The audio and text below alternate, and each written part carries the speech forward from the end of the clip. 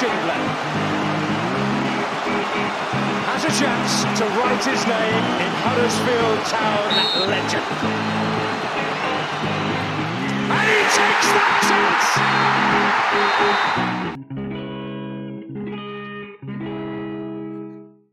All the while upon the field of play, thousands called them whoppers in their day. Yes, welcome to the Andy Takes That Chance International Break Special.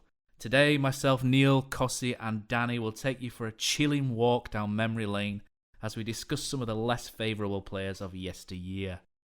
So, if you know your Stonehouse from your Outhouse or your Thriller from your Miller, then sit back, relax and try not to listen to this before bed. So let's be fair, as Town fans, we've never had it so good. We're watching players like Congolo, Schindler and Aaron Moy, and sometimes it's easy to forget what we've seen before we got here. So just for a bit of fun, nothing malicious, we thought we'd put together a podcast about some of the lesser loved players of yesteryear. So hi guys, how we doing? Good, thanks. Better than these teams we're going to talk about, I think. Yeah, you say forget. Some of these will never ever forgotten. They're etched in the dark parts. It's good though, innit? Doesn't it? Brings you nice reality, doesn't it? It does. It makes you realise. This is why we can love Schindler and Congolo and the rest of them, because we've seen the other end. I just hope we don't trigger any PTSD in anybody down here. It's a strong list of over 100 that we've got going here, so we'll fire in. So what we'll do is... We've got decent lawyers, Matt, before we start. Yeah, I better watch what we say, haven't we? But we're going for a 4-4-2 system. We're going to go through each position one by one. We're going to start with the goalkeepers. So starting, I think there's only one place where we can potentially get the ball rolling here. So plucked from football obscurity with Hales Owen by Coventry, Town signed Timothy Joseph Clark in 1991. He was to later become the face of crap 90s football on Twitter, but not before playing for Town and a host of other league clubs where he popped up with Scunthorpe and Shrewsbury. He also is a famous name in Barry Town history, where Barry Town beat Porto in Europe, and Tim Clark was one of the heroes. However, for us, Neil, he's your number one pick. Yeah, there's absolutely zero discussion on this one. I don't care about whatever arguments the lads have. I know a couple of them, Danny and Kosi, have got a counter argument to this, but for any self-respecting Town fan who lived through the 90s, the early 90s when he was actually in the team, we had a good side with a playoff and what have you. If Tim Clark hadn't been the goalkeeper in 91-92, with the defence in front of him of Trevitt, Mitchell, Jackson and Charlton, we would have gone up automatically. And I lay that firmly at the door of Timothy, whatever his middle name is, Clark. He was awful. So that statement in itself is something I disagree with. Based on 91-92, he wasn't good. I'm not going to sugarcoat anything. He wasn't good, but I don't think he was that bad in this season. He was diabolical. He had a good penalty record, saved 3 out of 4 that he faced that year. And I believe, Kosi, you've got a bit of a counter-argument to Timothy's inclusion. Yeah, you've done your research, Matt. Good on you, because, played 91 games for us, July 91 to October 93, cost £15,000. But I wrote down here, that first season, that when we did get in the playoffs, 38 goals against, we were the lowest that was conceded in the league. Down to the back four, not Tim Clark. Oh, Neil, the goalkeeper, obviously, couldn't help him. But to me, and I think Danny's going to back me up here, that first season, I didn't have a problem with him. But then a big, important rule change came in football, the back pass rule, and for me, it destroyed him. He was never the same again. The crowd got on his back. He was nicknamed Coco the Clown, and he never recovered. To me, that was the tipping point where all of a sudden he changed from, I thought, quite competent keeper to, a bit of a laughing stock at the end. But I'd argue against that first season, mate. 38 goals against, the lowest. But that at the back four, purely that was very, very good back four. He was awful. So I'm going to wade in with a couple of memories. So 91-92, Tim Clark. I remember playing Bradford City, obviously going to school in Cleckheaton and Bradford. There were a couple of Bradford fans around. My best mate at the time was a Bradford fan. And We beat them 1-0, 91-92, Kieran O'Regan penalty, and I remember very clearly Tim Clark being a bit of a hero in the last 15-20 minutes of that game, whereby they put high ball after high ball into the box. He came, caught everything, and he also used to throw in the odd Superman one, the one-handed Grobbelaar style catch, which later gave us all kittens. But the year after is what I remember. I remember playing for Wyke Wanderers, not being able to go to the game, Huddersfield Town versus Bradford City. Watched it on ITV because it was on Goals on Sunday live, and watching this goalkeeper that was never good, he was okay at a push. Watching this goalkeeper come flying out of his goal for no reason whatsoever, leaving Sean McCarthy an empty goal, having to go to school on Monday and having endless taunts about being better than Tim Clark, which, I'll accept that. At the time I was 10. You probably were, to be fair.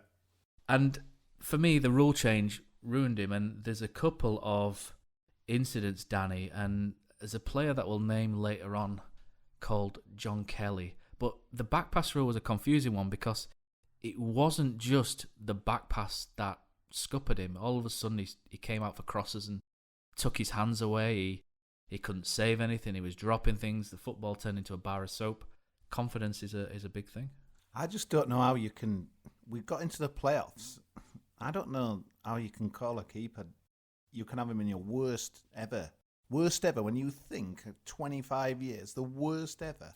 We got in the playoffs with the 38 goals against, which was the lowest in the division. I don't think, when you look at some of the other names we've got on our list, he can be on the worst. Even though most Town fans you'd get in the street would mention Tim Clark, and I think famously hanging on the telephone, nicknamed him Coco the Clown, and he never recovered. I think that as well, that defensive record is pretty much the best in the last half century. Well, since 69-70, and I think, I could be wrong, but did we not play less games then? I know we played 46 in 91-92. Was it? Anyway, still stick with that. It's almost half a century. But I think that first season, I never had a problem with him. The only sort of clown-like incident that I can recall was in the 4-4 at Bury, where we were 4-0 down in the first half. And I think I was there watching it, and the ball sort of bounced in front of him and wrong-footed him. And I remember thinking that's got to have either hit a bobble or it's taken a deflection. But looking back on it, it didn't. It was just him that's rubbish. He just didn't understand the laws of gravity at that point. Funny, but also, I remember the first time I saw him was I think his debut away at Bolton that season, and we walked in, and I remember just thinking, how tall is this fella? Because the previous keepers we'd had, sort of Lee Martin and Steve Hardwick, weren't that tall, whereas this fella just dominated the box. The following season, again, I think it was Bolton away. This was his start of his downfall, really. And I remember sitting down there and whistle blew, and 5 seconds later, that was the first goal of that league campaign. We were a goal down, and that sort of set the tone for him. I should just point out, though, that even though I've just defended him, he is on my list. I think he's still on everybody's list, and this is the thing. In 91-92, there's a goalkeeper there that's played a part, we'll say, and then the year after, he's just gone to absolute bits. But what I'll caveat that with is another goalkeeper as well. Imagine being the guy that comes in, gets picked instead of Tim Clark, because Tim Clark's having a lull, and then gets dropped for Tim Clark because he proves himself to be equally as useless. Do you guys know who I'm talking about? This was a bad year for goalkeepers, 92, 93. Yeah, Tony Elliott. Tony Elliott had a blinder, didn't he, in the cup against Blackburn, and I think with that sort of set him up as, this is the answer, and he just wasn't. I just remember him being small. For a goalkeeper, he looked small. Apparently he was 6 foot, but he looked small. Can I just say, though, that it says more about how bad Tony Elliott was as opposed to that Tim Clark was some kind of footballing, goalkeeping god. He was just awful. And if he's not number one in this, I'll be devastated. Well, Tony Elliott's got to be on the bench because that's where he was. Tim Clark, wasn't it? But for me, Tony, I just wrote, Tim Clark used to do things. He used to come out for the ball. He used to come for crosses. He used to come out at the back and try play sweeper keeper. He used to go for shots, penalties. Elliott just didn't do any of that for me. I was saying that there's sort of a recurring theme with some of these players in that my best mate's a Scarborough fan, and half of this lot appeared to move on to Scarborough afterwards. And I remember seeing Tony Elliott play for Scarborough a few years after Town, but going to Scarborough that evening afterwards, and he was DJing at a club somewhere, and he was probably a better DJ than he was a goalkeeper anyway. And do you know what? Since he retired, Tony Elliott has gone on to be a very, very successful coach. So fair play to him. He's gone on to become the England futsal goalkeeper coach, the cerebral palsy England goalkeeper coach, and the blind. So Tony Elliott's made a fair career post playing, which fair play to him from that one. So Kosi, you would argue for a different number one. Yeah, Scott Bevan. I think if I'm right, correct me if I'm wrong, boys, but he came in the Wadsworth era. He reminded me a bit of like Tim Clark, a little bit tall, kind of commanding. 6'5". 6'5", but yeah, looks can be deceiving as well. And I remember getting very frustrated early doors with Mr. Bevan, and I think his career, I'll have to look it up afterwards, but I don't think he got anywhere of note, to be honest. Did he play MK Dons or something? He suffered a kidney injury in a game and had to have a kidney removed. So he's had his career cut short a little bit, which is rather a little bit unfortunate for him. But he did carry on at a lower level and play his trade a little bit. But one stat which would be interesting, and there's probably no way to find this out, was could he be the tallest ever goalkeeper to lose his place to a smaller goalkeeper? So a 6'5", 6'6" colossal loses his place to somebody no bigger than 5'9" in Phil Senior. So Phil Senior was a goalkeeper who played between 1999 and 2006. He was, as a kid, he was very good. He got called up to the England under-16s and had a number of other different honours here and there. But Phil probably didn't grow much. But to be fair to him, he's played for Town for 7 years, mostly as a number two. He's ended up playing 58 games for the club as a supporter, which must be good, conceding 75 goals along the way. I've had to give him 1 point in the matrix system that we've done, based on 2 games, really, which are potentially... One defender we'll come to later, and probably the worst game I've ever seen, Danny, was Huddersfield 1, Barnet 2, but there was a game in League 2 which came close to this, which was Huddersfield 0, Darlington 2. And it was the day, a couple of days after we'd sold John Stead. Boothie was injured. We ended up with Nat Brown up front, with Fowler on Ibuji coming. I think he was involved somewhere online. But we had Akpo Soji up front with Nat Brown, probably the worst strike pairing I've ever seen in a game together. And there was a midfielder from Darlington hit the ball and up and under from the halfway line out on the flank, which took 30 seconds. Well, it felt like 30 seconds watching it loop its way into the goal and watching Nathan Clark get closer to the ball than Phil Senior. He was the only goalkeeper that you could lob while he was stood on his line. I remember that game was just horrible. It feels bad putting a little mark against him because he's a cracking, he came across as a cracking lad as well. And one thing that he probably didn't do very well, another guy on this list, Ian Gray, who doesn't have any points but gets a dishonourable mention, if you like. He went off injured against Accrington Stanley in the FA Cup, and I remember watching on BBC and seeing Mark Lawrence never look so bored in his life at what the BBC have made him go to watch between Accrington Stanley versus Huddersfield.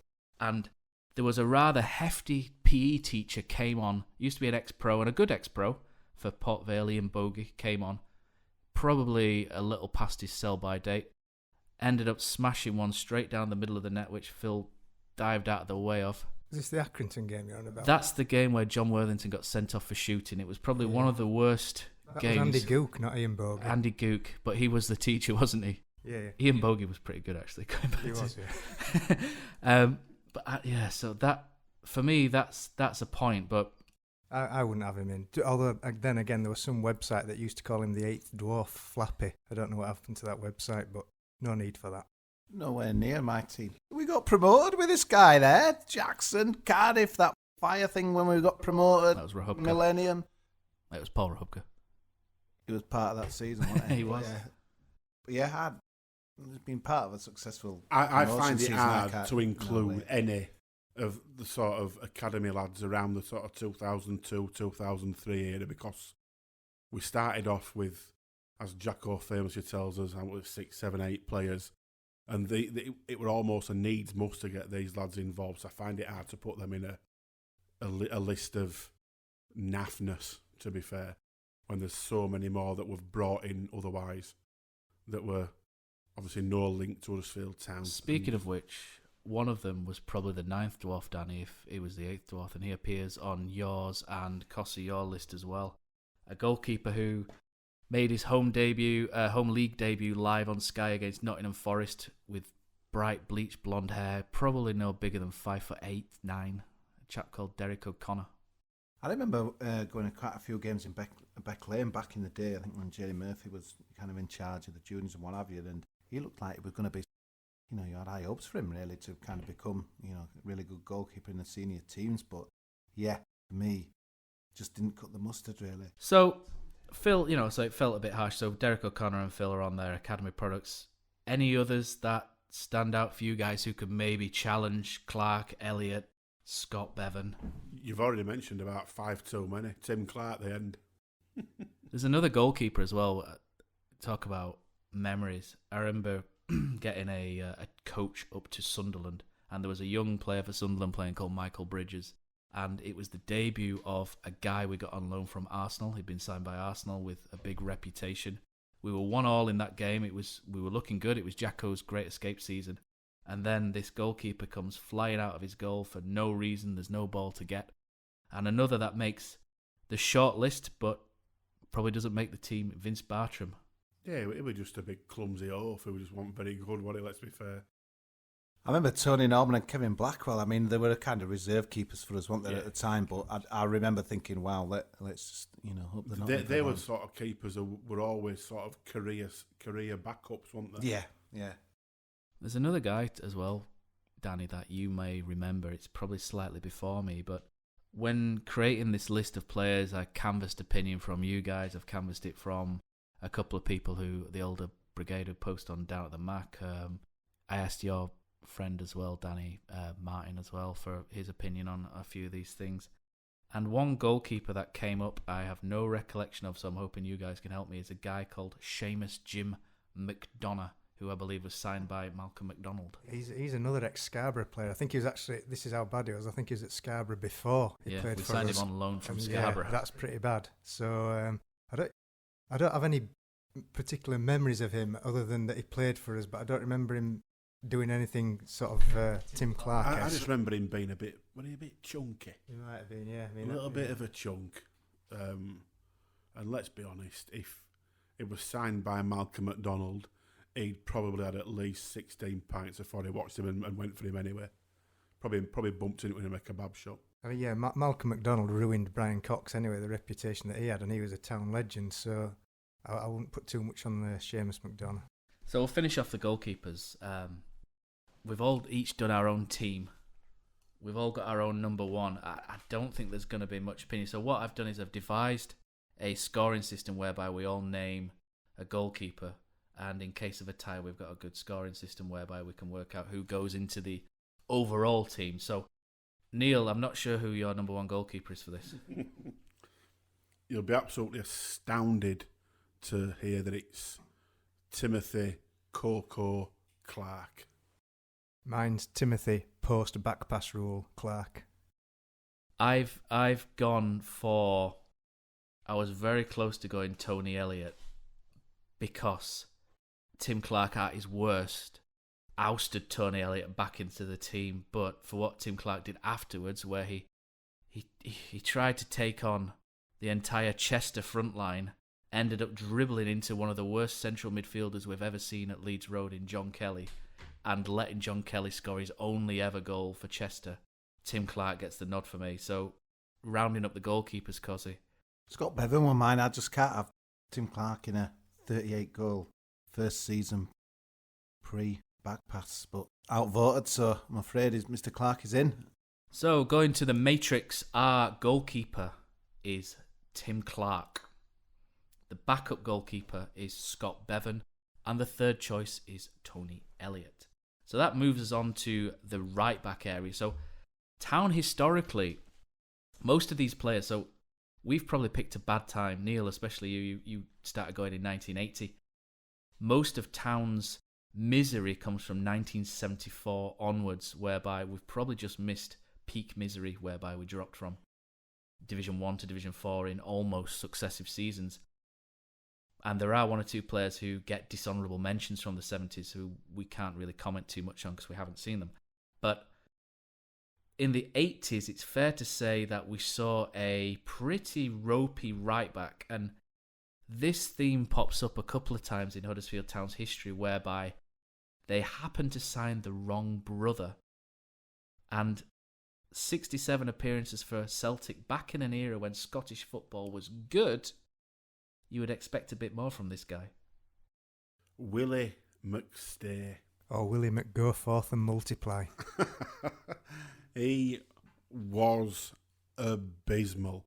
I think he's one of these that Paul McStay is better brother.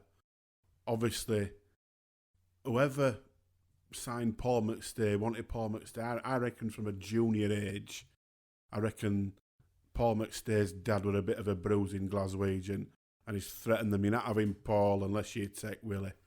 Thankfully, Willie McStay only made 9 first-team appearances, but he's enough to be yours and Danny's number one right-back in this slot. So the right-back I chose for this one was a guy that had me frothing at the mouth one Saturday in August 1999. And there's a theme, Danny, you've noticed about Scarborough.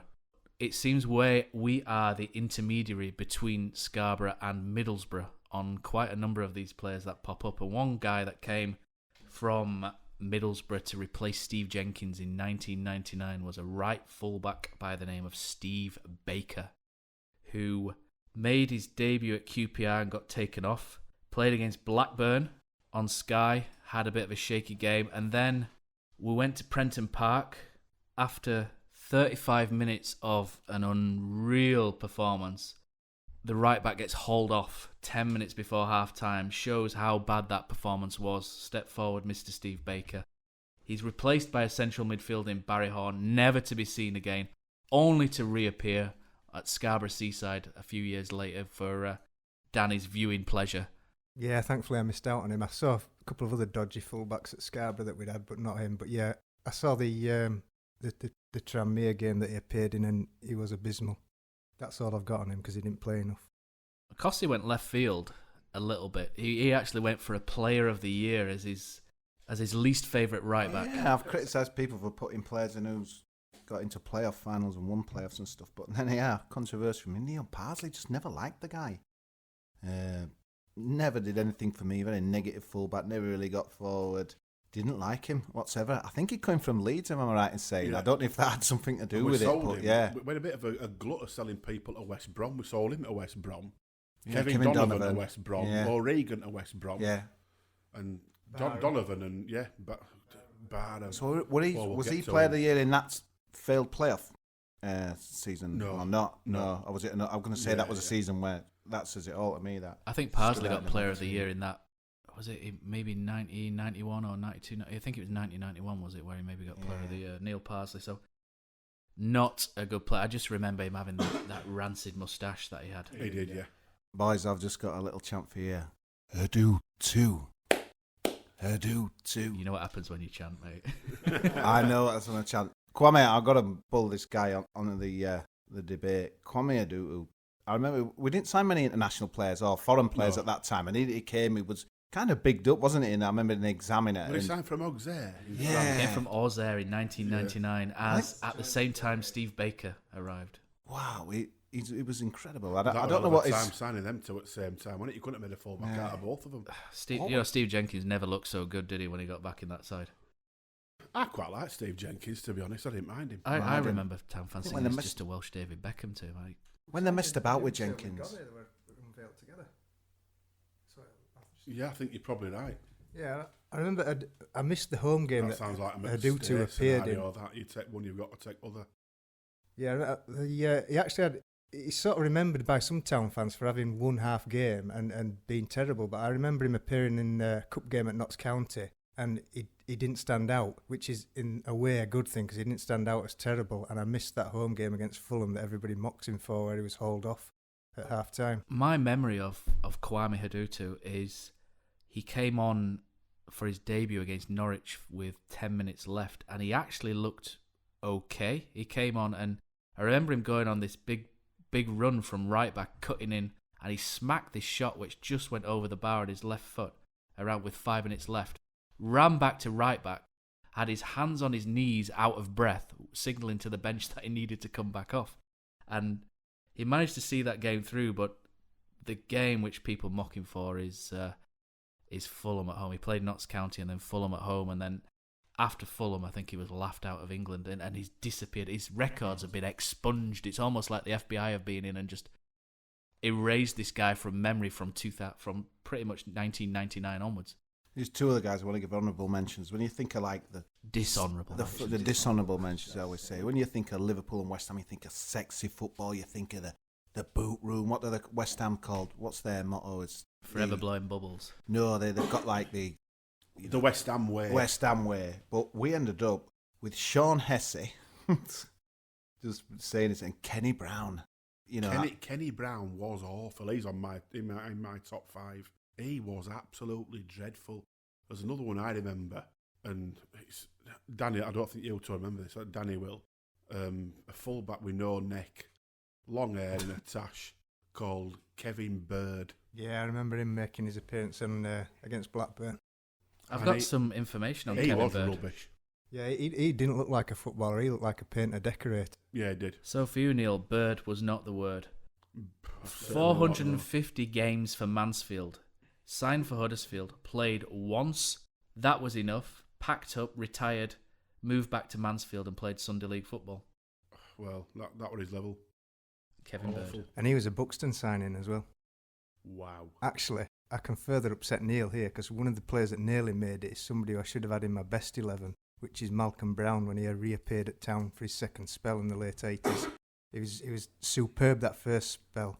Sold him to Newcastle, had a bad injury, and the player that we bought back was just, he wasn't up to it anymore. It were done. Sean Peter Hesse, born 19th September 1978, is an English football manager and former professional footballer who plays as a defender. 1989 to 1999, Huddersfield Town, 12 appearances.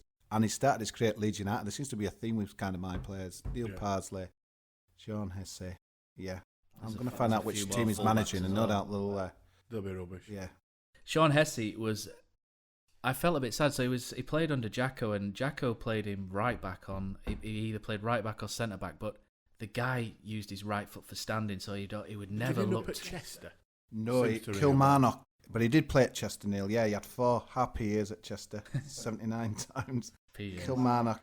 Yeah, I mean, he went everywhere. Kilmarnock, Blackpool, Chester, Macclesfield on loan. Then they signed him permanently. He had some really good stints. He played 363 games. He managed Marine for 2 seasons, the mighty Marine. And Huddersfield Town, 12 appearances. He was actually a decent player on Championship Manager, if I remember. Being sad, because I always used to remember this Sean Hesse, did he not play for Town and he'd be signing for top flight teams on Championship Manager, which means one of his researchers at Championship Manager must have rated him somewhat. So one fullback that you've mentioned in your list, Neil, is there's a guy came from Bradley Rangers in the mid-80s who you weren't so au fait with. Steve Stout. Just another bang, well, not even bang average, bang awful player. There's nothing in particular that stands out about him, which probably says everything. He was just not very good. Wrap up the right backs. Other players that have got a dishonourable mention. Aaron Hardy gets a single point, possibly looked slightly out of his depth, but again that goes back to the Ken Davey era and the 1.2 million wage bill. Darren Edmondson came in for £225,000 from Carlisle. He's had a few mentions. Nat Brown is one that goes on my list because he's a trier, but footballer he just wasn't. And Mel Machin played him right wing back a couple of times, and the guy ran like he was wearing armbands and running through water. It was painful watching. And to wrap up the dishonourable mentions, because we've also got Ian Measam, Paul Cooper, Paul Gartland, and Keith Ripley. The big question, Willie McStay in the team, Neil. That is my question for you. Willie McStay in your Town. He will worst definitely 11. McStay. So who's your right back, guys? McStay. I'm going to put Booty in front of Willie. Player of the Year legend, Neil Parsley for me, Matt. I've gone with Steve Baker based on 35 minutes of me frothing at the mouth at Prenton Park back in 1999. So we put these names through the matrix, and The right back of choice is Willie McStay. 2 for 2. Steve Baker, Kwame Hadutu are the runners-up to that position. Excellent. So we'll move on to left back. So there seems to be a bit of a theme with fullbacks. Town had some really good fullbacks going up through the 50s, 60s, 70s. You got your Derek Parkins, your Dennis Clarks, Jeff Hutts. Jeff Hutt was part of the team that slid down the league, but a good fullback nonetheless. Ray Wilson, obviously the legend of the game completely, but that seemed to go by the wayside in the 70s onwards. And one player that you've got in here, Neil, is a chap who, going back to the glory years of Huddersfield Town, there was a chap called Herbert Chapman, who obviously is the second best manager now, I think, that Huddersfield Town have ever had. It's a heavy name, but 60 years later, we've got a guy with a similar name, no relation, who turned up from Tullow Town. Vince Chapman, anemic, ginger-haired, skinny. Danny's looking offended now. He was absolutely woeful. He couldn't run, he couldn't tackle, he couldn't pass a ball. He was... whoever spotted him and thought that there's a professional footballer needed sacking instantly. Vince Chapman was awful. You only had to suffer 6 appearances, thankfully, in 1987, 88. The opposite of anemic would be a fullback that I've put down for a couple of points, and that is a guy that came in 2008 to Stan Tyrant's team. A guy who probably came in 3 or 4 stone overweight, couldn't run. He might have missed 1 or 2, but always took a great penalty until he pulled on the blue and white stripes. And that man, David Unsworth, appears on my list here as well. Not as number 1, but he was probably the equivalent of 3 Vince Chapmans. He's not actually surprisingly made my top stroke bottom 5 of left backs, which tells you more about the substandard of the 5 that I've picked rather than how good he is. I've also got in, and no one else has got this, Kosi, you might have a few points from, but I've also got Ronnie Robinson. He only made 2 appearances in 1993-94, but those 2 appearances have stayed with me. And these little things that just etch on your brain, that you just can't get rid of. They were rubbish. Ronnie Robinson is another one, but I've also got Martin Booty as my number 1. And yes, he played right back for the majority of his career, and he came to Town as a right back. He played 4 games. Town didn't win any of them. And by the 25th of August, he was asked to stop completely and coach after a game where he played left back at Doncaster. And I don't like being too mean, and this is obviously just for fun, but his performance that day was... I don't have the words looked like for it. Won a competition. I was just... Let's just say I was pleased he was coaching after that. And to be fair, Jacko spoke highly of him. But see, I've got another one that it looked like he should have been some kind of US Marine. And he was an absolutely dreadful footballer. And he went on, I don't know if he still does, but he went on to manage Walsall. John Whitney. Oh, I thought you were meant to Chris Hutchins then, mate. Oh, no, please don't. Yeah, John Whitney signed for £10,000 from Winsford in Cheshire. He was rubbish. Absolutely awful. But the other one that nobody else has picked, surprisingly, and I absolutely despise this bloke, everything about him. It was built up, it was built up by himself, probably more than anything else. We signed him from then Premier League West Bromwich Albion on a free transfer. He came as an Australian international. He thought he was the bee's knees. He'd had a good World Cup, hadn't he, before he went to West Bromwich? He had a decent World Cup, apparently. That's probably more him telling tale than somebody else. They sold T-shirts about him, Neil. I remember going around Huddersfield, there were T-shirts about this man. But yeah, Jason Davidson, and he's got to be a good shout because he was absolutely woeful. And I think you've also got to look at the standard of the team we had at the time compared to putting somebody who played in the sort of early Jacko era when it was full of academy kids. I think players like Davidson get a bigger shout for me than you like seeing Aaron Hardy's purely on so-called reputation. When you look at he was just an Ugg boot wearing weapon. When you look at the Australian team that played in this World Cup, I mean, obviously a bit more stronger than it was back then, but yeah, it was an international, and But I always thought, hang on a minute, he's an international, but West Brom never played him. There was that kind of klaxon sounding in my mind. I remember when he was signed and did the interview with him and couldn't wait to get over. But wow, he was. I remember that game against Wolves where we took about 30 fans or what, on that Saturday lunchtime, wearing that white shirt, and he would have fought, I think, for just about every single goal. They were absolutely awful, but the crowd disliked him from the start. Pretty much instantly. I think if you turn up to Yorkshire with a top knot, I think you've struggled to get people on side, don't you? Especially... The thing is, it wasn't so much he'd been built up elsewhere, he built himself up. I mean, one thing he wasn't short of was self-confidence, but Christ, he was short of any kind of footballing ability. I've got a story about Jason Davidson. A friend of mine won a competition to have a golf day with Paul Jewell in the summer of, I think it was 2015, when Jason Davidson signed, and Paul Jewell had spent the last 6 months as the assistant manager at West Brom. So obviously we just announced that we'd signed Australian international Jason Davidson.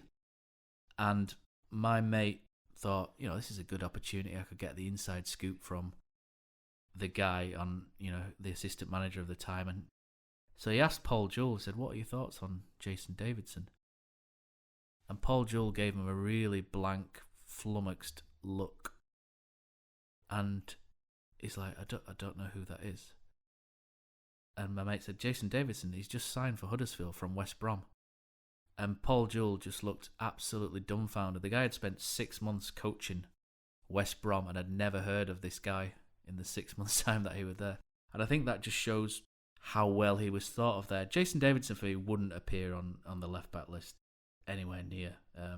What ruined him, though, he did have a reasonable spell at one point, but what ruined him is when he had a reasonable spell where he wasn't rubbish, he ran away to one of the Australian football magazines and bigged himself up and mentioned how he was on all free kicks and corners and how he was a key player. And I think that was one of the things that turned town fans off him, was that, okay, you've had a good game or two, and then he ran away to publications trying to big himself up. But not one for me. But Kosi, you've got one who appears on everybody's list. Kevin Sharp. I think there seems to be a theme with some of mine ex-Leeds United coming to town, but I just don't know what it offered. If I'm right in saying he was part of the Wadsworth, I just can picture him now in that audible void Huddersfield blue shirt with the primetime recruitment on it. Horrible. Four sizes too big. Yeah, he fouled so many people. He'd never got forward defensively. And again, I think he came with a decent reputation. I don't think he came. I think he'd been Leeds. I'll have to look it up, but yeah, absolutely appalling. He got called Kevin Blunt more than Kevin Sharp. Yeah. He came on a free transfer from Wrexham, and he played something like 160, 70 games for Wigan as well. So he was quite experienced by the time he come to us. And my abiding memory of Kevin Sharp is of him as a terrible left-back as one. But it was more, one thing that you go on about, Neil, is the attitude of some players. And I remember the day we got relegated to the bottom tier. We lost 5-1 at Port Vale, and there was a centre-back who had an absolute mare that day as well, who we'll get to. But I remember a lot of players giving up prior to the 4th and 5th going in, and Kevin Sharp was one of them. And I remember him going through one-on-one with the goalkeeper and getting nowhere near the ball and just kicking the goalkeeper out of spite. And at that point, I was just like, this isn't a guy that you want to come back up with. But we wanted him. It was just an awful, awful footballer, and he's the left back for me, no doubt. So Danny, you've gone with? I've gone with Kevin Sharp as well. I just think during that season when we were struggling and you needed sort of people to stand up, him and Eddie Yowds together, they just... You could tell they didn't want to be at Huddersfield Town. They were only sort of sticking around because they got the contracts. And when there was talk about payments not being made, it seemed to be those two particular who took the hump rather than... Yeah, I'll come to Eddie Yowds in a moment. He appears on the centre-back list. But so we've thrown them all into the algorithm. Kevin Sharp is my second. Danny is your number one. The left-back of choice in our Whoppers and Weapons Huddersfield Town's team is Kevin Sharp. 3 for 3. His backup is Martin Booty, and then Jason Davidson sits in third place ahead of David Unsworth. And that's the only 3 that Jason Davidson should ever get given ever again.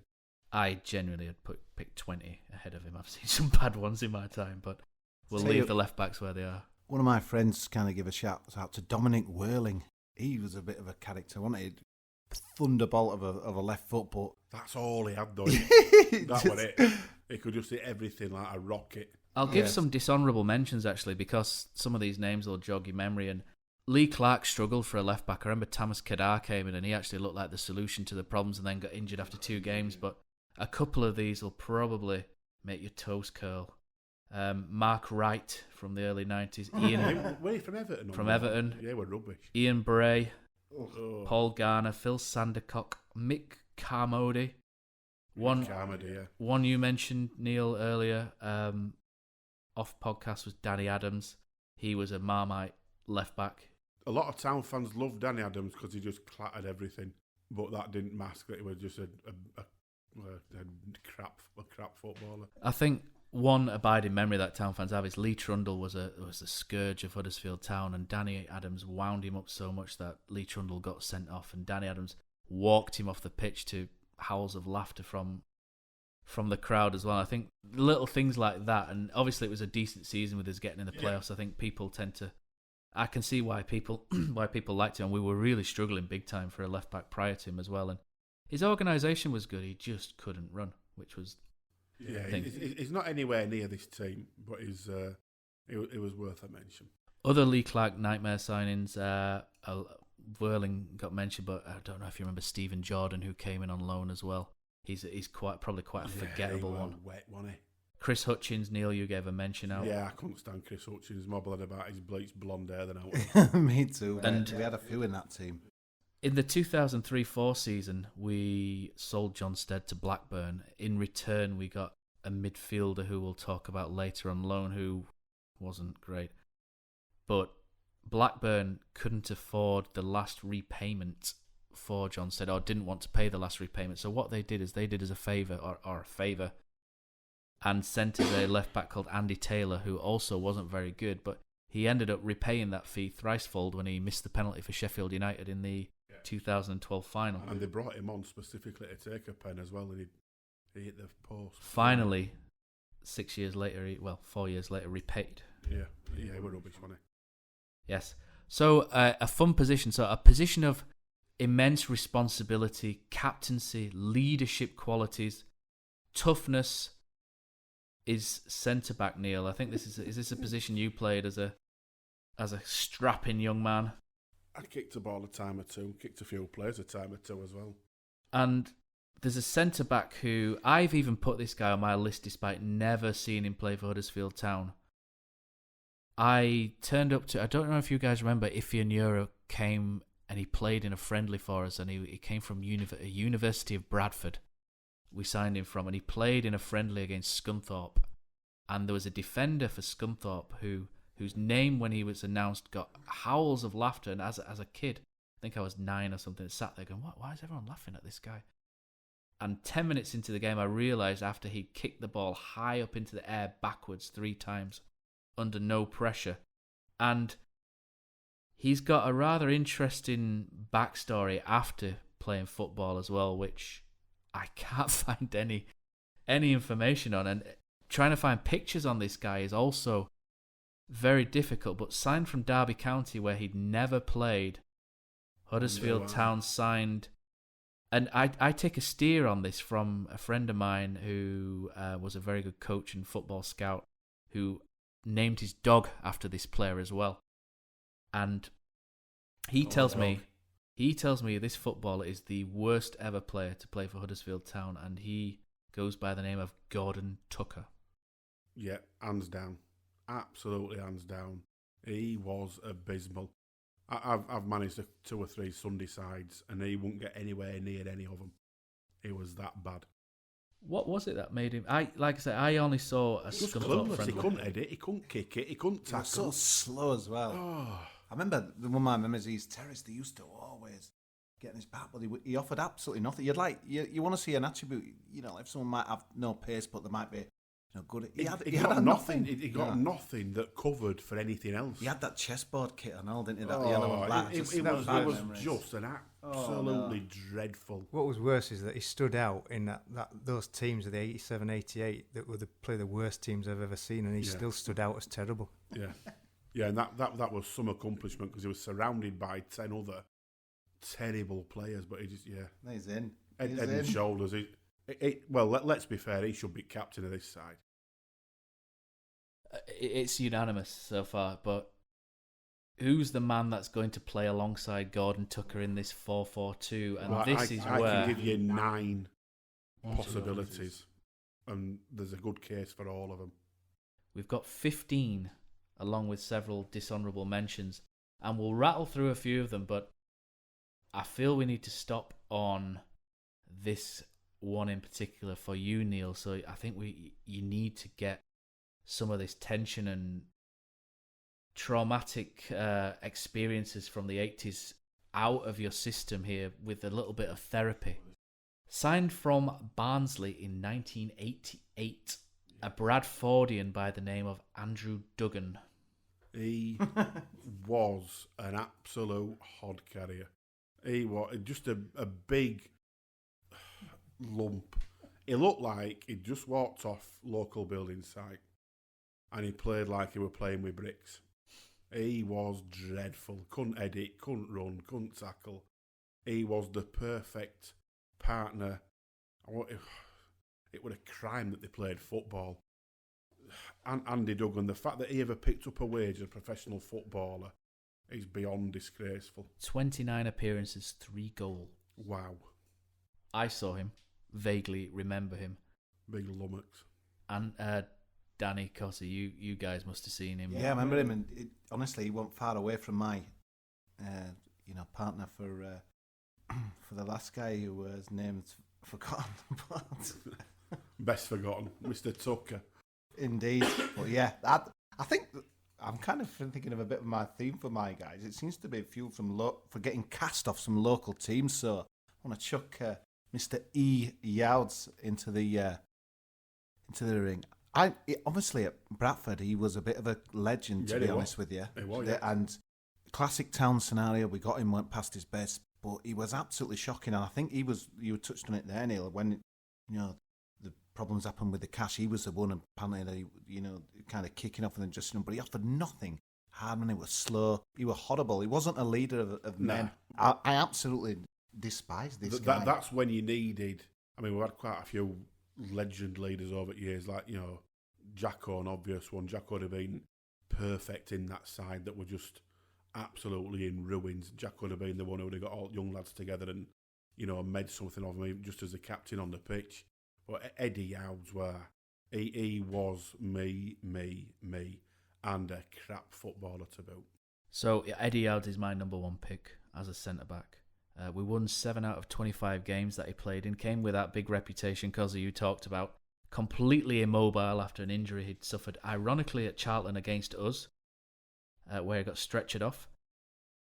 But the thing which stuck in my craw, so to speak, was that he allegedly tried to lead a player revolt and strike after they didn't get paid 1 week. And I think as the captain of a football club, to try and lead the players into a strike to not play at the weekend, I just found really distasteful, and that's why Eddie Youds is my number 1 centre-back. I don't care about ability. If you're going to try and lead the players into a strike and not play at the weekend, you're a scumbag. You're in my team. You're in my team, mate. And Tucker can be captain, but you're the shop steward. Frank Sinclair were pushing him close, though. Again, big, obviously, what he'd done in the game, big reputation, but I'll never forget that day at Gillingham when we were absolutely dire. And wow, I think anyone who went with you there, Neil, that day when it was very nasty. A friend of mine, Ben Thorns, he's got a particular name for Frank, and we'll probably leave that one alone on this podcast. I used to call him Frank the Tank because, again, he had no neck and really big shoulders. Well, we knew he was past his best, but what we thought he'd bring us a bit of leadership, kind of a guy showing his experience, and he went absolutely shocking. And that game at Gillingham was incredible, though. He lost it. Honestly, a disgrace to It was professional there purely footballer. to pick up a wage, nothing more, nothing less. So I've got 2 stories that what I've highlighted for Frank Sinclair. One of them is the Gillingham away, whereby I don't think it was your mate doing it, but Phil Jevons, who gets a probably dishonourable mention later on, was receiving a little bit of stick from some town fans telling him, you don't try, you blah, blah, blah, blah. It could well have been. And to be fair to Phil Jevons, he shrugged his shoulders and apparently said, yep, I do try. I'm just not very good. And fair play to him. But Frank Sinclair came charging back out of the tunnel, ready to take on the entire away end. And again, as someone so experienced and was captain, I think he captained Burnley. He was an own goal specialist, wasn't he, at Leicester and Chelsea. But to try and take on the entire away end by himself, you're a weapon, mate. Absolutely. No doubt.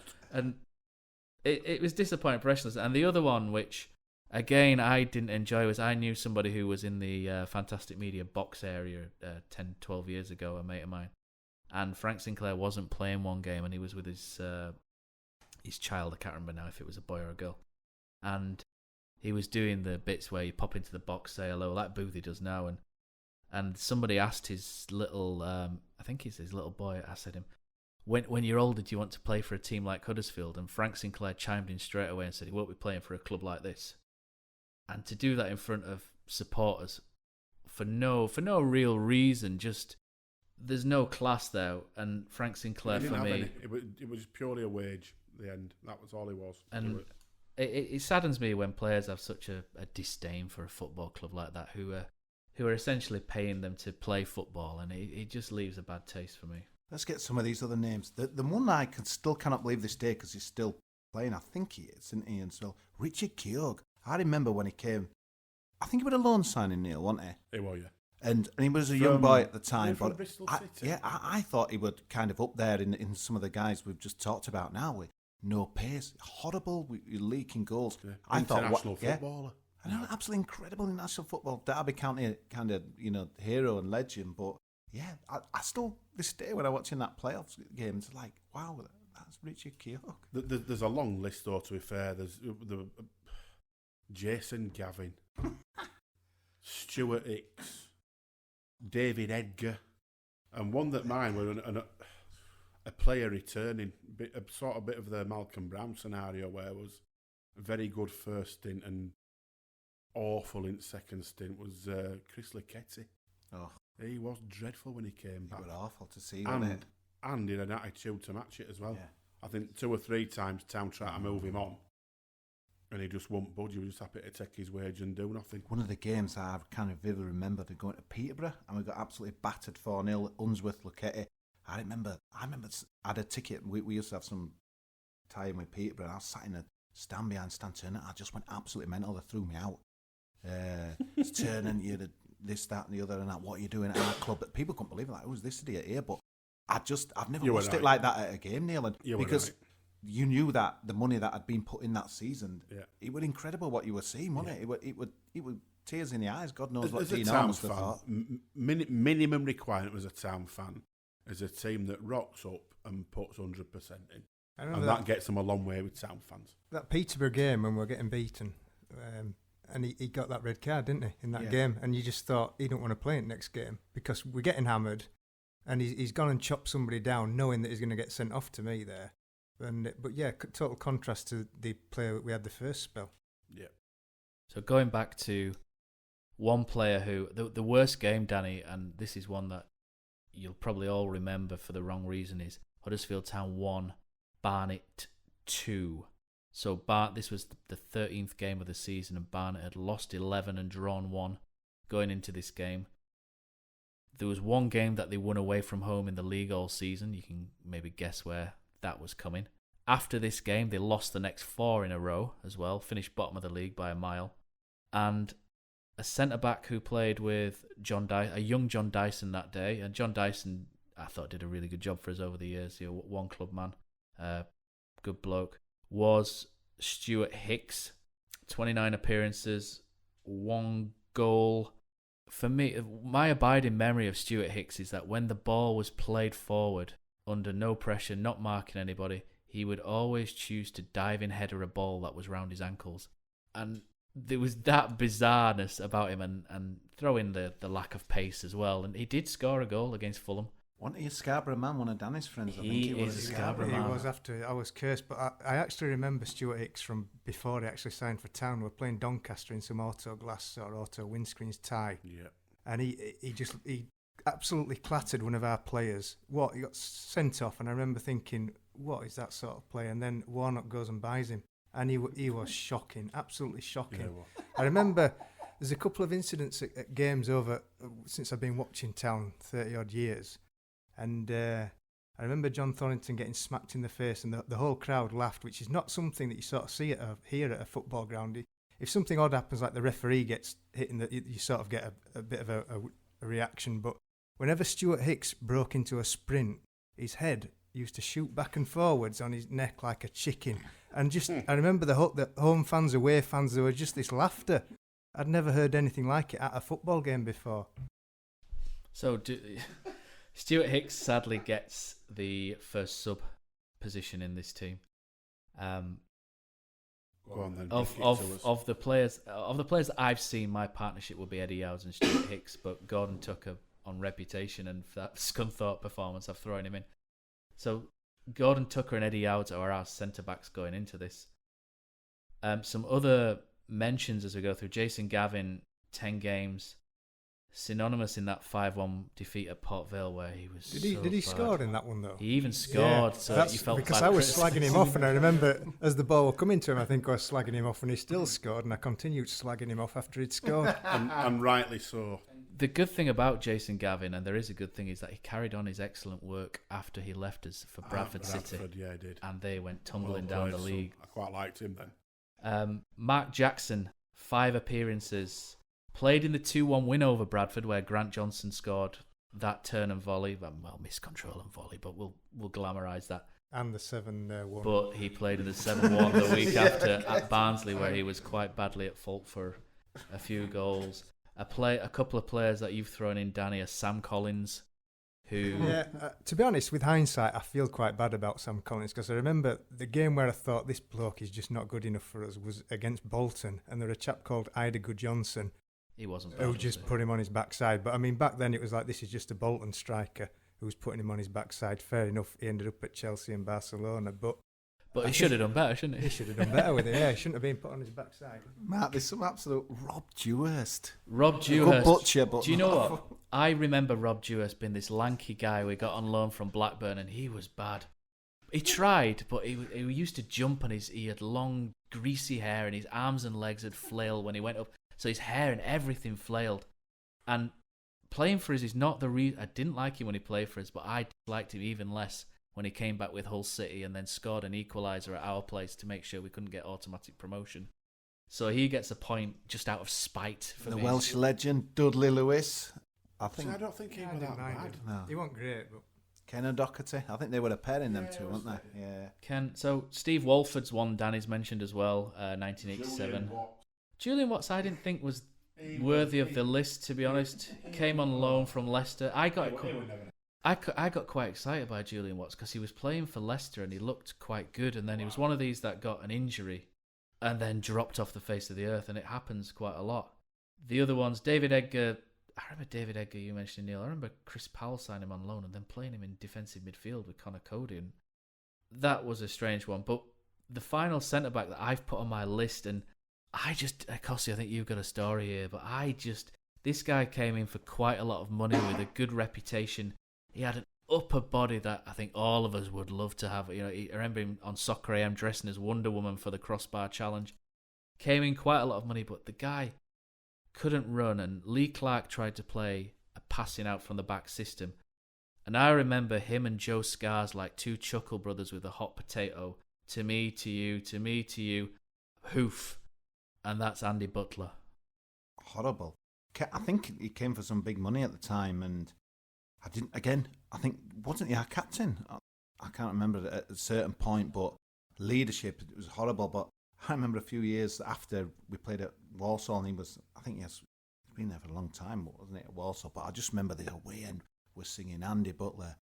you're a banker, obviously, because he'd changed his trade, but it just echoed round, and I thought, come on, he's going to bite here and that as well, and he'd just give a V sign to the Town fans. But that, for me, the guy deserved what he got that day, and what a horrible signing. I think for me, when they come for some big money and a big reputation and don't deliver, that for me is worse than, you know, some I've of the got ones 2 or 3 of them going in other positions that are down to money as well as being rubbish. When you think of that team, you know, Andy Butler, David Unsworth, Luketti.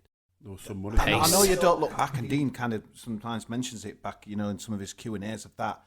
Wow, some money there that, you know, you think like Ian Craney and, you know, guys that paid some. There weren't many that kind of made it on after a few seasons from that, did they? Keegan Parker. Oof, God. So just to finish on the centre-backs and write them off into history, some dishonourable mentions that have been picked up amongst Twitter and a few things here and there and other people. So John McComb, Simon Webster, Chris Topping, Dave Lyon, Chris Simpkin and Brian Marshall. None of them get points from us, but we're all mentioned in the making of this wonderful list. I think what we'll do at this point is we'll draw a line in the sand before people start reaching for the telephones to ring the Samaritans and other helplines who are available. So thank you for listening to the first instalment of our International Break special. We'll be back again in a couple of days where we'll round up the midfielders, wingers, strikers and a suitable manager for this wonderful team. Thanks again for listening. We'll hear from you soon and you'll hear from us soon. Is this the moment for Lee Fowler? It is. Take your place in Division 2, Huddersfield Town. He's missed. Steve Simonson clears the frame of the goal and collapses in a heap of tears. Pate's got a chance. Pate scores! Jack Pate scores! Heffer's in there! Smith scores for Huddersfield Town! 3-2 Town!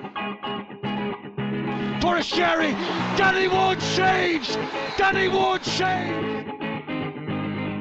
De Quattro's in, round De Gea! 2-0 Huddersfield Town! Christopher Schindler has a chance to write his name in Huddersfield Town legend. And he takes that chance!